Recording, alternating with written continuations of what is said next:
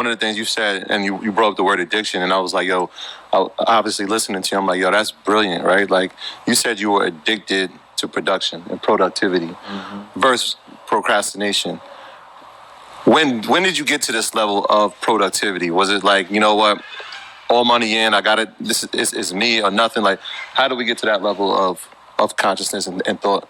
You know, it's been a journey of really learning myself. You understand me? Like, so I got a story of the first lazy person in history. You understand me? And the first lazy person in history, you got to imagine, it's two people. And say they in Egypt and they building a pyramid. You understand me? And one of them just stopped me like, you know what? Let's do this tomorrow. And bro, like, what's tomorrow? And he like, well, it's a time where we don't have to do it right now, but we can do it later.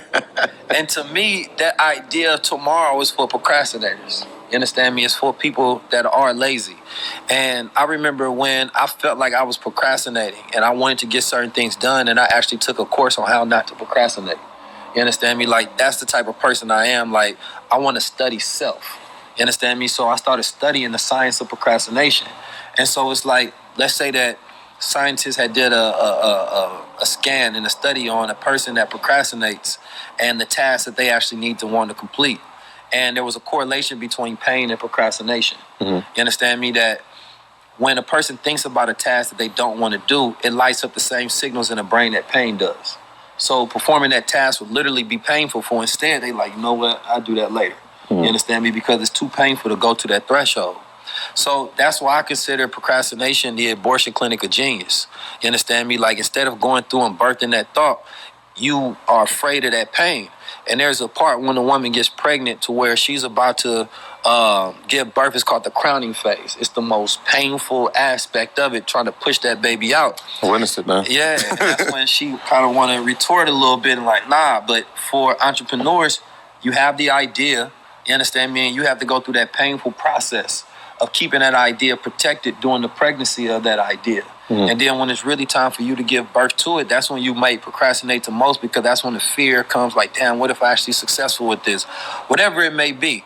You understand me? So a lot of people procrastinate and their genius never gets birthed. That idea never comes to fruition. So for me, I think, especially after I fired my job, I just knew that it was all dependent on me. That there's no paycheck. I'm definitely not going back to a job. So I knew that whatever that parachute that has to open when you jump off that cliff, that I had to make that my work ethic. You understand me? So I find a way every single day to get something done. You understand me? And in doing something every day, I assure that I don't procrastinate. What's your daily routine? Because I use to-do lists. I don't know if you use a to-do list, but like, because this is something that's like, procrastination is a real big thing. It's something that's small in the grand scheme of things, but it's huge because it's like, this stops people from actually doing anything. Like, most people are procrastinators by nature. So, like I said, for me personally, I have a to-do list, and that kind of helps me. But even with that, I don't always finish everything on my to-do list. So, like, do you have like a set thing where I'm not going to sleep? Cause like my man Spurgo, shout out to Spurgo. Shout out to Spurgo. That's my God, man. Philly's own. Yeah, he was like, when he was just starting out selling t-shirts, he was like 11 years old, 12 years old. He was like, he made it a point where he told his mom he's not going home until he got rid of every t-shirt. So he didn't have an option of going home until he got rid of his t-shirts. Like, you know what I'm saying? So like, what's your method that you use for procrastination? It's interesting because I think I've gotten to a good mindset where I'm at.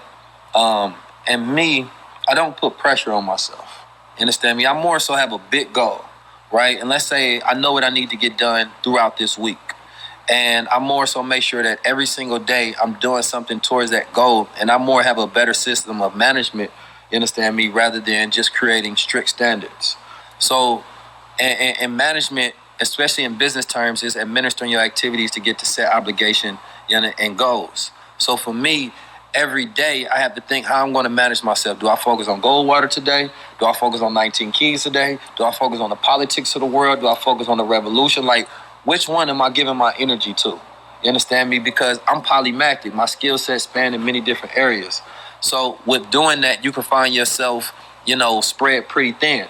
And I try to make sure that I don't do that. I put things over my weeks. You understand me? Like this week, we doing the family business meeting. We doing the Goldwater. We making sure that we doing the branding and marketing.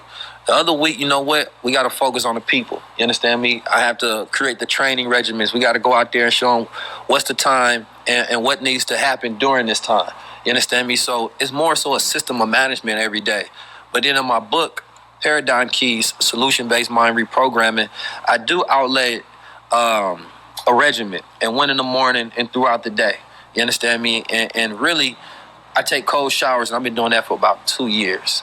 And them cold showers is to remind me daily. Yo. And they remind me of my goal because it's an incantation, like it's a physical thing that's also attached to your goal. You understand me? It shocks your nerves. Yeah. So when I wake up, I know it reminds me of what I'm doing it for. So now I'm thinking like, all right, you took this cold shower, what you take it for? You understand me? Now I got to think of a goal that I must complete.